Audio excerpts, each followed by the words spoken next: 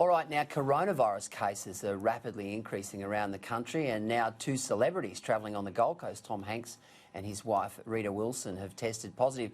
They're currently in hospital receiving treatment, and Queensland Premier Anastasia Palaszczuk has addressed the media saying those who have come into contact with the actors will have to isolate and self-quarantine. Joining me now to talk about the issues facing Queensland is the state's LNP leader, Deb Frecklington, who joins us here in Brisbane. This coronavirus pandemic, it's a real issue, isn't it? Well, look, it is a real issue, particularly here in Queensland, like it is across the world. And we've just heard Scott Morrison then, and I welcome that announcement. And the reason why the Prime Minister can do that is because he has such a strong economy. Unfortunately, the state of Queensland doesn't have that sort of economy, and it'll be interesting to see what Anastasia Palaszczuk and Jackie Trad are planning to do with their upcoming budget. Well, it's a very good point, because Queensland currently $80 billion in debt, and of course heading towards $90 billion in debt. And you would think that if you become Premier, you're going to inherit, pardon sort of, you know, the over-dramatisation here, but you're basically going to inherit a basket case of an economy. So when you do have situations like this, you don't have any levers to pull. Well, and that's exactly what my issue is with the way that Anastasia Palaszczuk has run the Queensland economy in the last 5 years. Over the last two budgets, we've seen Treasurer Trad raid every hollow log possible, increase the budget with no plan to pay down the debt in any way, shape or form, or make the economy any stronger. And that is exactly why the LNP have put forward a really strong plan for the Queensland economy in around building infrastructure, kickstarting some of these major infrastructure projects like New Bradfield Scheme, like the second M1, duplication of the Sunshine Coast rail line, and fixing the health system again. What we see here in Queensland, we now have a health crisis. We've got the federal government pulling all the levers they can to stimulate the economy, and yet unfortunately, because of the state of economy here in Queensland, it's obviously going to be quite dire.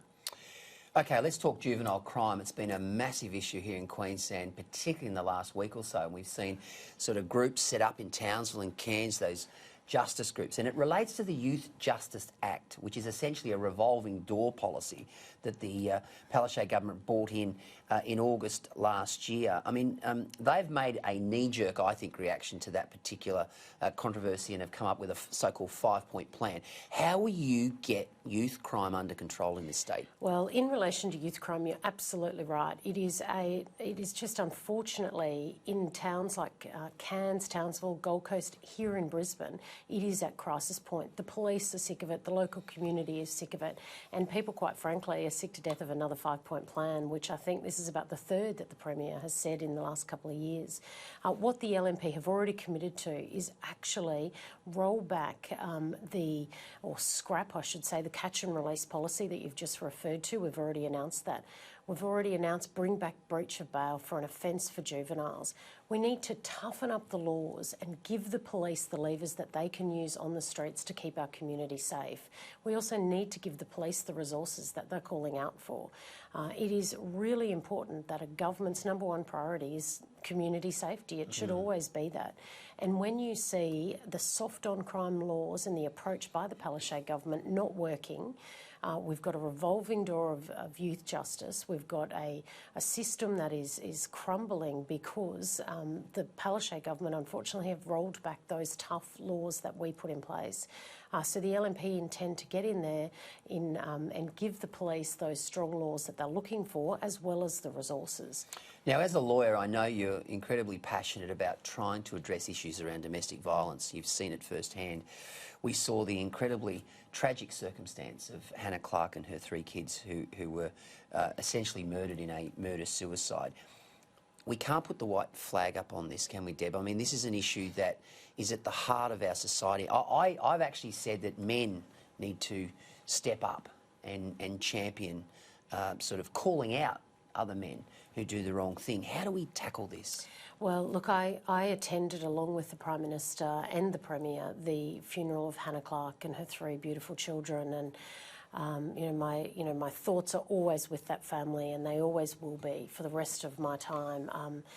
But what we need to do is we do need to take strong and decisive action. It is a community-led response, I should say. There are things that we can do right now, and that is why I have already announced a raft of policies encouraging the current Palaszczuk government to actually put these in place now. Now, I understand the Premier has announced a summit on the 3rd of April, and I'm looking forward to an invitation to that summit, and I'm happy to attend in a bipartisan way. However, it can't be another talk fest. The police have been asking for tougher laws around domestic violence. The courts would love to be able to help out some of these women and men in domestic violence, and that's exactly what the LNP have put forward. We've put forward trialling of GPS trackers. It works in countries like Spain and Portugal. Let's trial it here. We've put forward laws to give police the powers to issue a domestic violence order on the spot, something that would really assist the police officers and the victims, and that's exactly what the police are calling for. Bringing in the tougher strangulation laws in the country, and also, of course, we've suggested laws around coercive control where be it financial or some of these reasons are why women are unable to leave these horrendous situations, just like Hannah Clark. So whilst it is all well and good to have a summit, this is something that is very close to my heart. I worked in the space as a lawyer. I've spoken at length with many lawyers and many victims this week, again, around this issue, and everyone is saying, let's not have another talk fest. We need everyone's ideas, that's for sure. But if there are levers that we can pull as legislators right now to make the courts toughen up these crimes happening, then we should be doing everything we possibly can to do it. I'm sure you'll get an invite. I'm sure you'll get an invite. All right, now, the Bradfield scheme. Dams, water provision, water security is a huge issue, not just in Queensland but around the country. It's been talked about for a number of years. It's almost mythical and legendary in many respects. How come?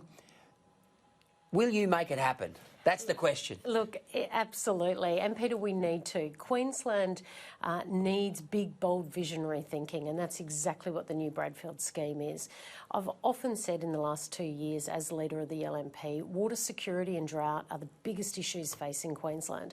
Now, we've seeing all this rain fall in the north right now, and this is exactly what the LNP's plan around the new Bradfield will do to capture the water, stop it all just running out into the ocean, onto the Great Barrier Reef, to make sure that we can capture that water and open up an area the size of Tasmania to grow incredible produce. Now, we all know the benefits of water, but this project also has incredible benefits around hydroelectricity, enough power to generate power for 800,000 homes. Look, Peter, it is a big, bold, visionary plan.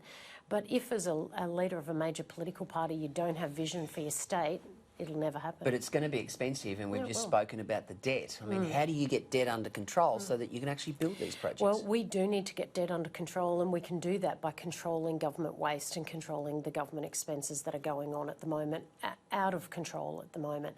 But what this project enables the state of Queensland to do is to put confidence back in the Queensland economy.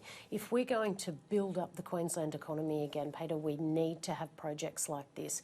We need to make sure that we revive those regional towns, to bring jobs back to those regional areas. That's exactly what projects like this can do.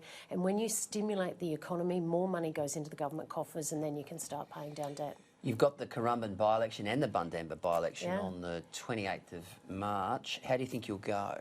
Well, if I talk about Currumbin to start, we've got a really hard-working local candidate there in Laura Gerber. She's hit the ground running. Look, of course it'll be tough. Every by-election is tough, but she's working extremely hard down there in Currumbin. And when it comes to Bundamba, I mean, that's a seat that's been long held by the Labor Party. Jo Miller retired, and I wish her all the best in that retirement, as I do with Jan Stuckey in Currumbin.